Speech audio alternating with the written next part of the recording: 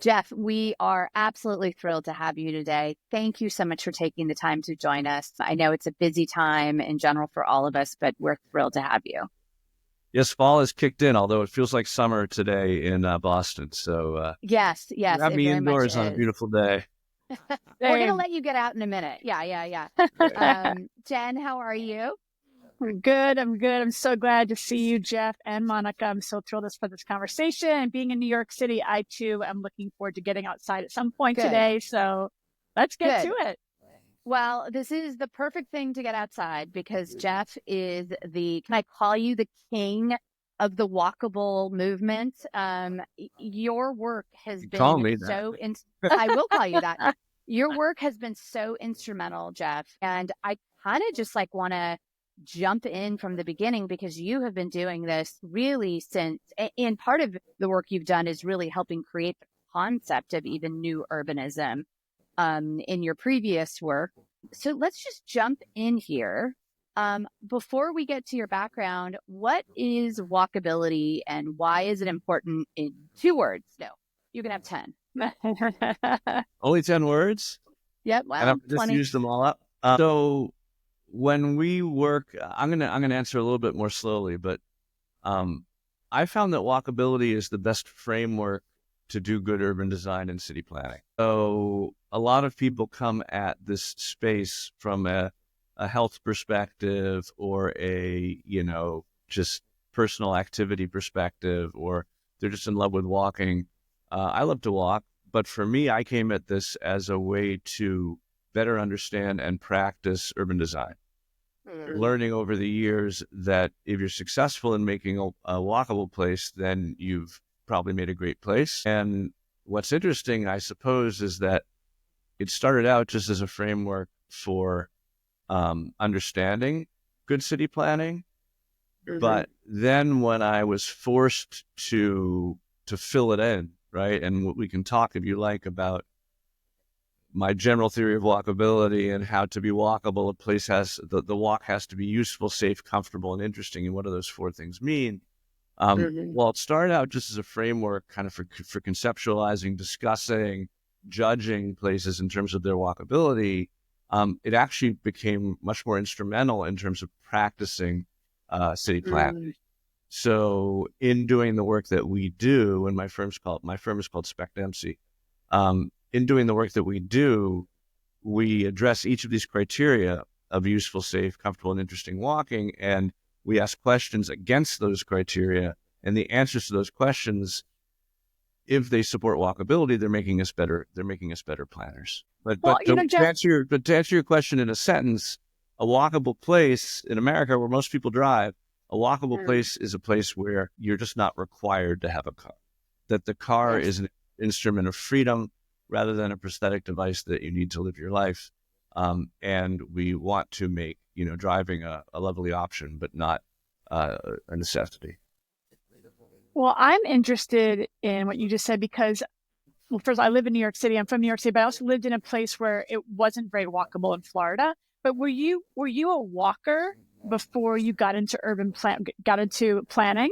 I mean, that would be I'm really curious about that. Well, almost all of us are walkers from 1 year old on, right? But no, I mean, I'm still not I still wouldn't call myself a walker. I guess I would call myself a biker, in that's a classification that you either use cycling to get around or not. I use cycling as my principal means of transportation.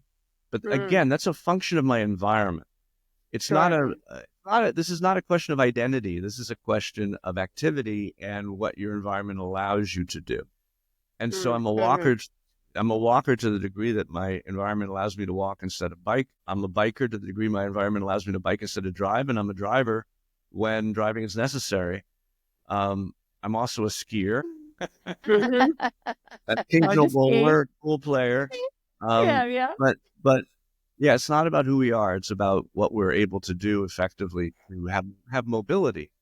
Right. No, I really like that framing because I think that's a really good point for people to think about. And I very much think that placemaking, creating better urban design, right, is the platform for change that then leads to these health outcomes or personal activity or identification So much of what's been happening lately is we've been talking about wellness, right? That has kind of come into the nomenclature over the past 10 years, maybe in a different way. But I do think you're right. It has to start with the urban design. And I think it's really important to think about how we can, to your point, better it, or make it better. In response to the question of Maya Walker, it's a good actually cue up for me to say what we say in many of our public meetings, which is that almost all of us are walkers and bikers and drivers, right? And Right. and that's really useful in not creating an us versus them approach to the work we do. Yeah, Sure. that's also a really good point. One of the things that I'm curious about is how you ended up becoming interested in urban design and then becoming such an advocate for a different type of urban design, because until really, and we'll bring up Seaside as I think of this sort of first and best sort of new development example in the United States, and there may have been others, but even here at Serenbe, we look to Seaside as sort of that original new urbanism concept. Can you talk a little bit about how you got interested and then how that sort of informed your work? Yeah, I mean, me too. I was super interested in architecture. I was a liberal arts student who suspected that he was going to become an architect. And my career could have forked in any number of directions. I could very well today, instead of doing what I'm doing, probably be, designing buildings in a big firm like, for Rem Koolhaas or for, Frank Gehry. That was the kind of training I had. But back in the mid 80s, I came across a book. My brother gave it to me for my birthday. I think it was called New Directions in American Architecture. And it was like a magazine. And one of the firms featured in it was DPZ, was Dwani Plater Zyberg. So Andres and Liz, who designed Seaside and had kind of shaken up the whole concept of town planning with this unprecedented for many decades idea that you could build a new community that was a complete community and not a housing subdivision or an office park or a shopping center, but actually all the aspects of daily life close together. And so it was in the mid 80s, probably about maybe 1987, that I first heard about them. Then in 1989, Andres came and spoke at the Museum of Fine Arts in Boston. And I was about to go to architecture school. I had completed undergraduate work in art history and a master's in art history that I earned in Florence, Italy, which I feel is very instrumental in who I am today. In a couple of years in Italy. But I heard Andres speak, and he gave his classic talk that you can still find it on YouTube. You can look up Andres Dwani, Boston Museum of Fine Arts. Towns versus sprawl is what we were calling it. I don't think it's in the search terms, but his classic talk, there's two ways that have been tested that we can make community in the world throughout history. And one is the traditional neighborhood, which is defined in this way. And the other is suburban sprawl, which is defined in this other way. And that talk just blew my mind. It blew my mind in terms of being like the best story I'd ever heard. And Andres is a great storyteller, as you probably know. It also immediately that it needed to be a book. And I had published a book already, and I had an understanding of the publishing world. And I actually pitched them in 1989. In 1989, which is when I was starting architecture school. And when I heard the talk, I graduated in 93. I pitched them on the idea of writing a book, Towns versus Sprawl, and I would ghostwrite it for them. And I wrote them a letter that they never responded to. Even though I had worked a summer in their Boston office for Bill Lennon, who ended up running the National Shred Institute, creating the National Shred Institute years later. And but we stayed in touch, and when I graduated, they hired me. And for the next number of years, I pitched this book every year. And finally around 98, they said, okay, you can write this book for us, with us. I wrote the full first draft, but I mean, most of what was in the book was stuff I'd learned from them. And that book became Suburban Nation, which I hope you guys have seen, which was the best. It was the best-selling planning book of the 2000s. Came out in 2000, and by then I was 7 years at DPZ. I ended up spending 10 years there doing about 40 different projects as project manager or project Wow. director. And that, I was very lucky because Andres and Liz, these were their ideas. I'd say I was late to the game, but of course I was 15 years younger than them. But the book came out, and by then I had more, they said, no, you should be a co-author. So it was Andres and Liz and me. And a lot of people looked at that book and they're like, oh, so these are the three inventors of the new urbanist. So I was very lucky that, Yeah. ideation bandwagon is them, Sure. which is probably why I got my next job, which was to be appointed the design director at the National Endowment for the Arts. So I spent 4 years doing that, which is worth mentioning because the NEA has this great program now, almost probably 40 years old, called the Mayor's Institute on City Design, where 2 months somewhere in America, we gather up 8 mayors and 8 designers and we lock them in a room for 3 days and we try to solve each mayor's most pressing urban design challenge. And it's kind of run like Wow. a case study method like Harvard Business School where, yeah, the case studies matter, but what really matters is what you learn through studying these individual cases. Importantly, I got to know a lot of mayors and I got to learn a lot of the challenges that cities were facing and that mayors believed that they had to fix. So after 4 years at the NEA, which is kind of a typical term, a number of my old clients, both developer clients and cities, just contacted me and said, "Hey, can you help us?" So my own firm, Speck and Associates, started in '07 and started working for developers, and it was then '08, and I stopped working for developers. If you know anything, if you know anything about the Understandably. history of Yeah. development, Yeah. but I then almost exclusively was working for cities and for mayors, and got to work on some really turned out to be important plans. Like we rebuilt all the streets in the heart of Oklahoma City, for example, and we turned their half one way, half 4-lane downtown into a mostly two way, mostly 2-lane, all 2-way, mostly 2-lane downtown. We got rid of a third of the driving lanes. We doubled the on-street parking. We created a bike network. And I've gotten to do a lot of work like that since. And then with the goal of growing the firm, I took a partner a year ago, Chris Dempsey, who's quite active in New England, but we still work all over the place, but we're based in Boston. And we're still serving the same portfolio of private and municipal clients. Oh, I forgot to mention, the reason you probably know about me and have contacted me and want to talk is because of the book Walkable City that came out in 2012. Chris tells me it's the best-selling planning book of this century, but of course the century is still young.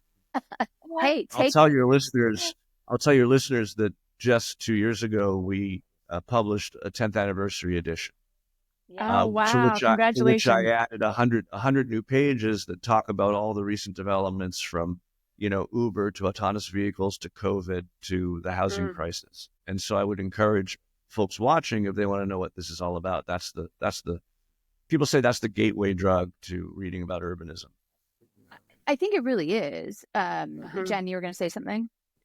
No, that's kind of what I was going to say was because of your work, I think a lot of people tuned in a way that they hadn't, because it felt like knowing about you and your work, it wasn't like I was being told something that wasn't already innately something that we know is important, but it's just a matter of how do we do it and why are we doing it for the betterment of not just the people, but the communities. Then, as like you show in your books, it's like we all become healthier economically, socially, all these aspects. But I find it like a textbook of knowledge of like why we need to do it across the board. But at the same time, it's really hard to move that needle to have more mayors to get involved like you had before. Yeah, and I would say for folks who are, just interested in the concept and want to learn more, I send them to Walkable City. Subsequently, I wrote another that came out in 2018 called Walkable City Rules with Island Press. And that's 101 steps to making better places. That's more technical. And it's more directed towards practitioners, towards activists, to other people who really want to know how wide the lane should be, what the proper angle is for their parking spaces. where roundabouts make sense and don't make sense. So there's 101 different rules. Like Rule 69 is use roundabouts with discretion, right? Yeah. And I think Rule 100 is don't give up on sprawl. But each of those rules comes with photographs, charts, examples, so that practitioners, and let's face it, everyone's a planner, right? So everyone has the opportunity in their community to make change. It's the ones who speak up and act that see the change. And that book, Walkable City Rules, was created to be a toolkit for that kind of effort. Yeah, no, I love that, and I love whether it was purposeful, the little play on steps. Oh yeah, Yeah. I mean, it's just how do you bring people in is always a huge conversation that Jen and I have, is making some of these maybe nerdier, wonkier ideas. Not that walking isn't, but urban planning, people may not understand how they can get into the topic, and so thinking about, we all live somewhere. How is your city? How is it doing? And I think, the work that you've done is really about how can we make those cities thrive, right? Well, it's both the boon and the bane of doing this kind of work, that everyone's an expert, right? In their own neighborhood, in their own backyard, maybe hopefully not so much. But frankly, in the last decade, we've seen a real change, and the empowered, and particularly the YIMBY who shows up at a public meeting, has been instrumental in getting things done more recently that we haven't succeeded in prior to that. What do you think it is? I mean, obviously, education's a huge part of it, the work that you've done, the opportunity for people to go to sort of new urbanist style communities. People can travel and see that, or there's small pockets in Boston, Chicago, New York, maybe San Francisco. But what do you think has really made the biggest leapfrog over the past 10 years? That's a really good question. I think, in terms of policy change that we're seeing and actual, outcomes, I would say the biggest revolution currently underway in only some American cities is bicycle infrastructure, right? So that's been the biggest change that we've seen. I think people have really gotten a grasp of this housing crisis that we're facing in the country. A really important book, The Color of Law, that I'm sure you're aware of, made it clear that we engineered our housing crisis ourselves in a very racist way. Yes, very much so. This also needs fixing, and then in conjunction with that, thanks to Donald Shoup and others, the understanding of the intersection of the housing crisis with our ridiculous parking regime we have in different cities. So one of the big things that are happening right now, you see a lot of cities investing enough in their bike infrastructure to reach that critical mass of a useful, low-stress bike network, right? Number one. So, and it's really hard because cities can invest in a bike lane here, a bike lane there. They can spend a lot of money building pieces of a biking network, but it's not until biking becomes truly useful that you then generate that bicycling population that some cities have managed to generate. So we're seeing some real gains in that regard. Secondly, we're seeing laws, first in California, now in Massachusetts and other places, that is turning, single-family lots into four-family lots in California. More smartly in Massachusetts, requiring cities who wish to continue to receive a certain amount of state funding to upzone around their transit stations. Now it's law in California requiring upzoning around transit. And then you see all the cities that are eliminating their on-site parking requirements, which if you read Donald Shoup, you know that the on-site parking requirement, the off-street parking requirement, is a fertility drug for cars, as he puts it. Right? So, and understand the degree that these arbitrary numbers make housing that would be affordable unaffordable by adding 20, 30% to the cost of building new housing. Three things together, I would say: biking, housing, and parking reform are where we see the biggest changes happening right now. But you asked what's caused the leap. I think it's a lot of boomers aging out, honestly, and a lot of Gen Xers and younger folks becoming more dominant in the discourse. And folks now in positions of power who grew up on better planning books than the old school single-use zoning manuals. Yes. Yeah. I feel like that was an addiction. I think about like as a Gen X or whatever, like when there's an addiction to like how we parked or where we parked, and God forbid we have to walk, 20 yards to anything. It's just fascinating to me. I guess actually, Jeff, are you surprised by a specific town or space that maybe they weren't forthcoming with saying, yes, this is a good idea, that actually turned out to be a space that really took hold of this concept? Well, I guess the only thing that surprised me is that half my work has been in red cities or red states. Interesting. In Oklahoma City, I was working in Grand Rapids. That at least when I was working there was predominantly Republican. Now it's a little more Democrat. And the reason for that is that it's fundamentally economic development pressures. I was going to say, yeah. These changes to happen. Makes Cities sense. want to be lively, active, energetic, and attractive. The mayor of Oklahoma City, when he was trying to argue to his other city councilors that they should allow the downtown to be reshaped in a way that was better for walking, he said to them, because he was a city councilor who represented downtown, he was also the mayor. He said, "Do you really want to be a suburb of nothing?" I mean, Wow. the image, and as I write in my books, the image of the city is the downtown. Right? Think about your city. They picture your city. Your city's card. When a corporation or a student is thinking about moving to your city, they're picturing the downtown. They're picturing the physical form of your city and the social life that engenders. And that's your image that is the rising tide that can lift all the ships in this. As I learned from Mayor Riley, the downtown is the one part. Mayor Riley was mayor of Charleston for 40 years. Joe Riley. The city, the downtown is the one part of the city that really belongs to everyone. Like you may have a house or apartment in a subdivision or a neighborhood, but you own that, but you own the downtown too. And so investing in downtown is actually the best place-based way to help the most number of people in the city, a place they come to and likely work at or near or socialize in, and everyone. Yeah, I mean, I think the village square concept, right? And I think we've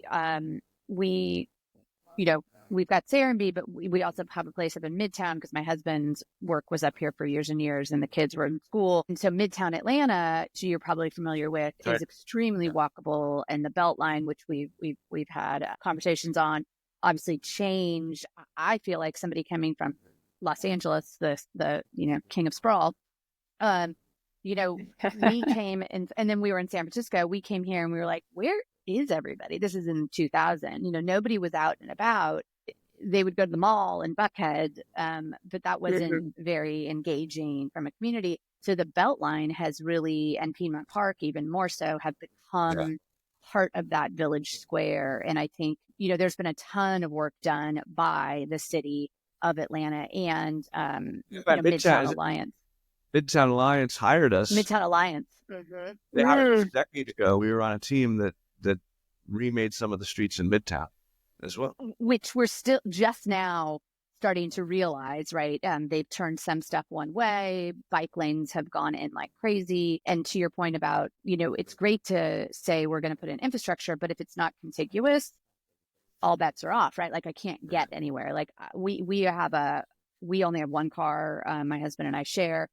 And so I was out somewhere and he had a doctor's appointment at Piedmont, I think Piedmont Hospital somewhere. And so he had to go into like lower Buckhead. He could bike all the way to like right below Buckhead. And then it was just sort of a big crapshoot. He actually ended up coming back through like Georgia Tech. It's just funny because Georgia Tech has good infrastructure. But it is interesting that if you don't get these municipalities together, you're kind of like, you kind of hit an edge and then there's no more for you to probably walk or bike. Or folks fight expansion of MARTA because they don't want those people in their neighborhood.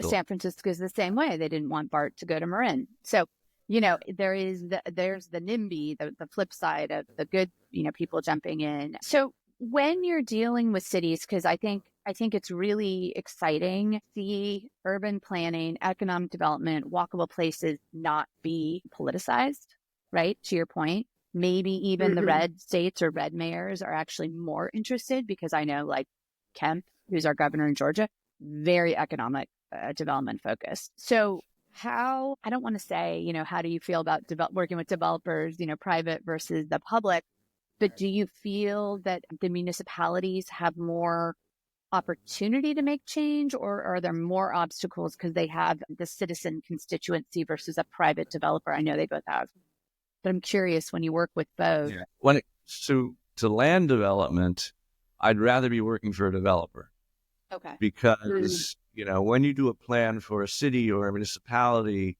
which is trying to lay out a great scheme, a great, neighborhood plan for an area, you can lay that, and we're doing that in a number of cities. You lay it out, you pre-permit it, and then you really hope that the private sector will then come in and build it. And often they do. Sure.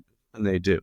But if you're working in a friendly municipality that supports good design, and these days most of them are working for the actual developer, then you can stay involved as it is built by the people who hired you. So certainly in terms of the fastest path to the hoop, working for developers is more productive when it comes to the vertical. However, with the goal of making more walkable cities, if you look at the 4 things you need to do in terms of the proper mix of uses, which is the useful walk and good transit and more house, it's all part of that category. We'll talk about in a minute. The comfortable walk being the proper shaping of space into outdoor living rooms so that you actually comforted by the space, and more trees. And the final category, the interesting walk, has to do with no blank walls, no parking lots against street edges, no parking structures that are hidden behind other buildings, all that stuff. 3 of those things most cities get pretty right in their downtowns. Most of our downtowns are useful. They are pretty helpful, and they are pretty interesting, but they're not safe. Safe, and I'm not talking about crime. I'm talking about the true danger, which is cars. And what's very convenient is that the cities own their streets. They own most of their streets. They might not have a state highway here or there or a county road. Streets belong to the city, and the city is in a position to change them very quickly. And they can rebuild them from scratch, as we did in Oklahoma City for $200 million. Or they can do what we do in most communities at very low budget, which is we just restripe them. So we go into a street that might be, 4 12-foot driving lanes, right? 48 feet of asphalt. Now, for example, we know that a 3-lane street, 2 directions plus a center turn lane, handles just as much traffic as a 4-lane street. Because a 4-lane street is very dangerous, but also very inefficient, because the fast lane is also the turn lane. So we'll take those 4 lanes, make them 3. 12 feet is a highway standard. Really, the lane should be 10 feet wide. That's the NACTO, National Association of City Transportation Officials standard.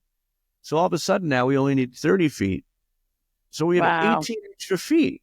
Wow. So why don't we add 2 bike lanes and a parking lane? Or why don't we add 2 protected bike lanes or a cycle track or whatever? You have 18 feet that you got for free.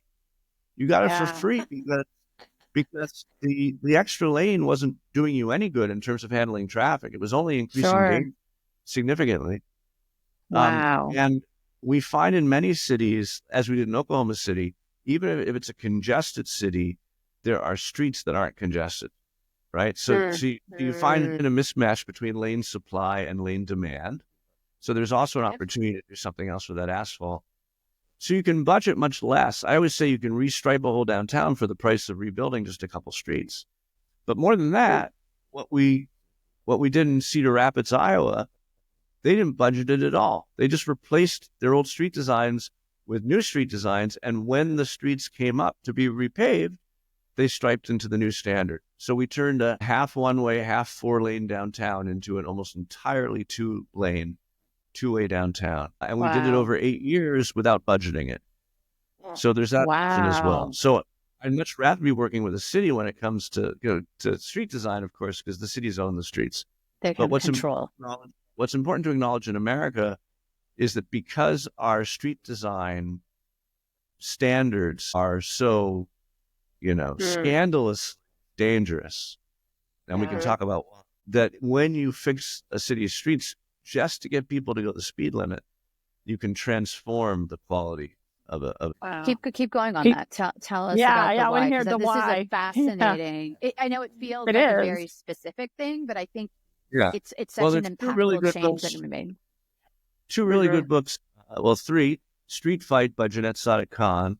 But getting more into the details, Confessions of a Recovering Engineer by Chuck Marohn of Strong Towns. Yeah, I've heard that. And then more recently, just out with a blurb for me on the cover, Killed by a Traffic Engineer by Wes Marshall is a new book Oh, Okay. that Great. that talks about the travesty, really, that is American street engineering. And rather than get into much details about it, I can just kind of give you the origin story, which is that traffic engineering in the U.S. grew out of highway, and it used the highway engineer's idea of what makes a road safe and transported it incorrectly into urban environments. So, wow. principal contributor to death and injury on any street, particularly with people around, is speed. A car going 30 miles an hour is 7 times as likely to kill you as a car going 25 miles an hour. So is the environment encouraging higher speed or lower speed? Well, guess what? On a highway, think about how you set your speed when you get on a highway. If you're like me, you look for a speed limit sign. You don't know how fast to go because it's engineered, but you don't know how fast to go until you see a speed limit sign. And then you set your cruise control for 9 miles an hour over the speed limit, if you're me, right? The speed limit determines the speed at which you drive, right? Either exactly or below, but that's the determination.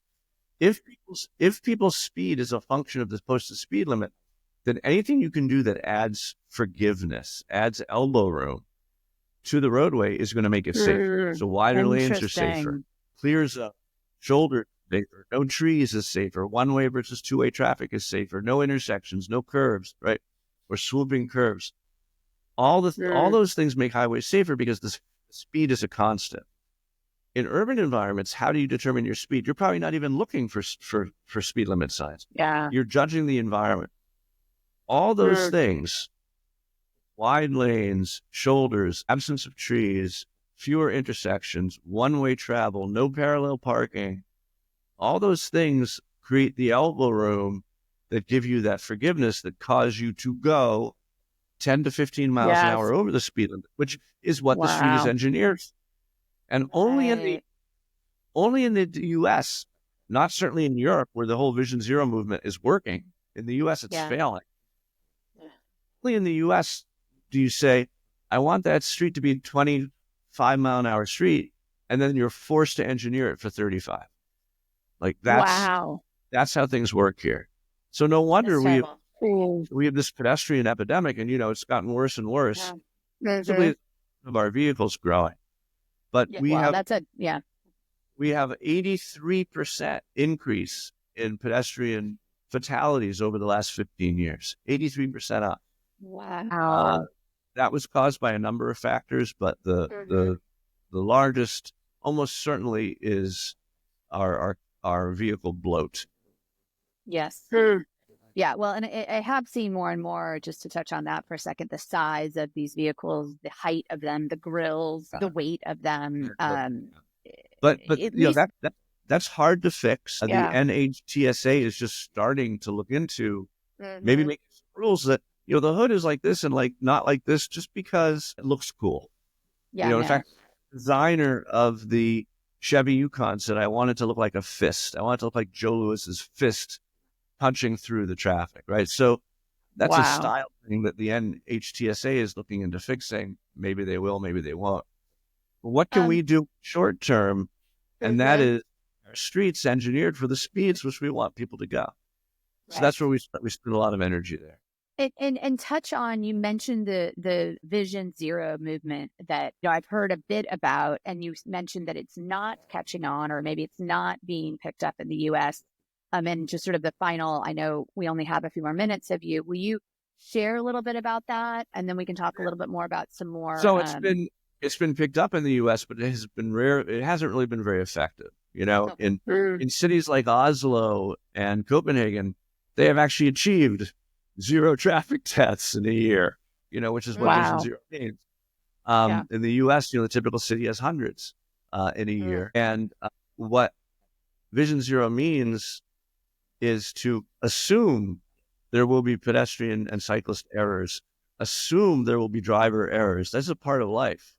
And the first thing that happens when a pedestrian is flattened in the U.S. is you blame the pedestrian. The second thing we do is we blame the driver. Almost never do we blame the street or the engineers. Absolutely never. Europe, Vision Zero is saying people will make mistakes. So we need an environment that's forgiving in a different way, right? That causes someone who makes a mistake to not end up dead. And that means the eliminating elbow room. It means creating streets which handle a good amount of traffic, but which aren't so wide that you speed while you're driving, and introducing other elements to the roadway that just separating cyclists out of it, or having it be very slow traffic where people mix, just to make those crashes less likely. And we don't call them accidents, we crashes, because they are inevitable. Wow, That's a great point. There's a wonderful book by Jesse Singer called "There Are No Accidents," which talks about how by calling these things accidents, you kind of free from liability the folks who created the environment. Like at the Triangle Shirtwaist Fire, right, where all those people died in New York City all those years ago and created the safe labor movement. It was an accident, but it was an accident. It was a direct outcome of its environment, and that's what we're trying to fix in our road design. I was going to say, now, when Jeff speaks, I'm thinking about all the now I can't unsee it. That's a great thing about your work, is like, oh my God, once you know, then and you can't unsee that. So how do we get involved to helping or changing the cycle in our own communities? Can we do something at City Hall, our own city halls, or how do we get changes happening locally? A lot of people write me and they're like, "You ruined my life. Like, I used to like, I hate it now and I have to move." But every now and then someone writes me that says, I moved and I'm so glad. And that kind of makes up for it. There's a lot that you can do. And I know that because I see it and our projects benefit from it. And, it used to be that when we showed up at a hearing in order to permit a new development that had a ton of new housing in it, and very often, apartments in a place that's principally houses.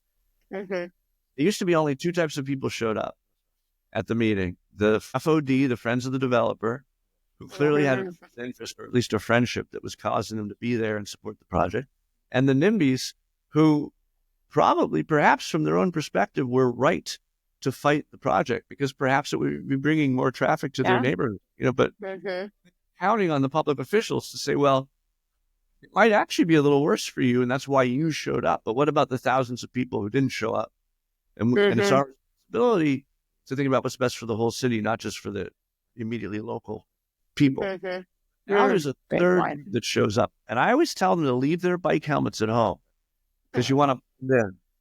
But there's a third group that shows up that is some biking advocates, but mostly younger people, YIMBYs, we call it, but the folks who, for affordability reasons, for sustainability reasons, for community reasons, want to see more diversity and more inclusion in the neighborhood that apartments bring, and they they do turn the tide in these public meetings. Secondly, just think about some tactical urbanism you might do yourself on your own street, and you didn't hear it from me, but folks go in and they, and they repaint. And they do other things. They do other things. I would love to do that in New York City. I don't know if you get away with it. But there's definitely not. There's authorized tactical urbanism and there's unauthorized tactical urbanism, but both can be effective.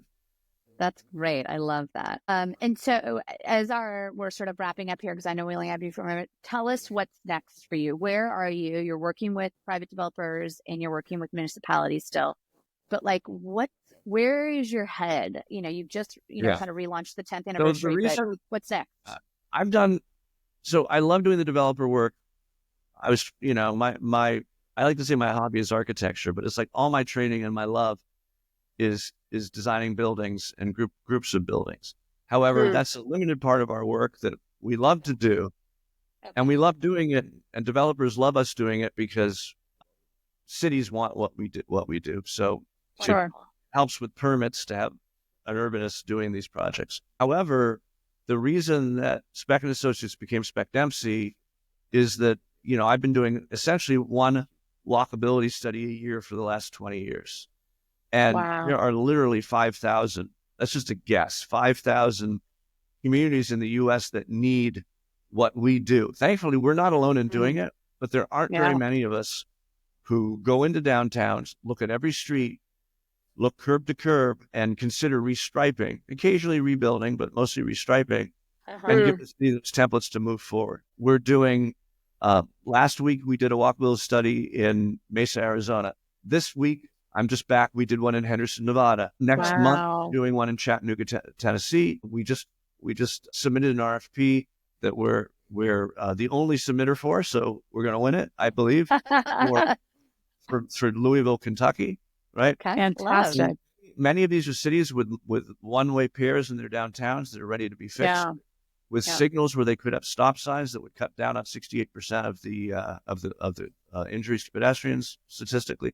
So we're looking forward to building our practice as we build a team around doing, dozens and hundreds of these walkability studies where we could do enough to actually change America, right? It's important to have the textbook projects that get published that change the conversation, but it's also important sheer volume of cities that need work for us to grow and to serve them. So that's our orientation. Love it. Wow. Well, we're going to put all the Jeff. information in our show notes. I do think what you're doing is, obviously have been doing and continue to do is so, I don't want to say noble, but it is really is making a difference. And I think once it becomes part of the nomenclature of the general public, which I think it has, it really starts to break through. And I'm really excited to see all the changes you're going to do. And kind of as you're helping us ask new questions, right?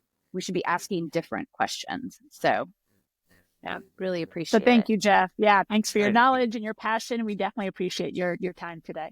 Well, thank you for your interest and thanks for spreading the word. And next time I'm down in Serenby, I'll have to drop in and see you guys. Yeah, come find us. Visit me in New York. Visit me in New York. New York, yeah. Yes. Yeah, same thing. Serenby, Manhattan.